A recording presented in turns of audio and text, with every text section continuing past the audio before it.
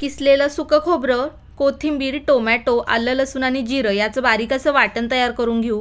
भांड्यामध्ये एक पळी तेल घेतलेलं आहे.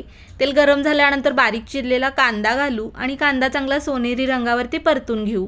आता यामध्ये तयार केलेलं वाटण घालू आणि वाटण चांगलं परतून घेऊ. वाटण परतून झाल्यानंतर थोडीशी हळद, घरगुती कांदा लसूण मसाला, चवीनुसार मीठ आणि गरम मसाला घातलेला आहे. हे लाल तिखट आता वाटणासोबत चांगलं परतून घेऊ. लाल तिखट परतून झाल्यानंतर थोडं पाणी घालून मसाला मी चांगला पुन्हा परतून घेतलेला आहे. तेल सुटेपर्यंत जेवढा मसाला आपण चांगला परतून घेऊ तेवढीच चव मस्त अशी लागते. मसाला परतून घेतल्यानंतर जेवढा रस्सा पाहिजे आहे तेवढं पाणी घालू. उकडलेले अंडी मी जशी आपण भरली वांगी चिरतो त्या पद्धतीने चिरून रश्श्यामध्ये घातलेले आहेत. उकळी आल्यानंतर 7-8 मिनिटं हा रस्सा उकळीमध्ये चांगला शिजवून घेऊ. तर मस्त झणझणीत असा अंड्याचा रस्सा तयार आहे. भाकरी भातासोबत एक नंबर लागतो.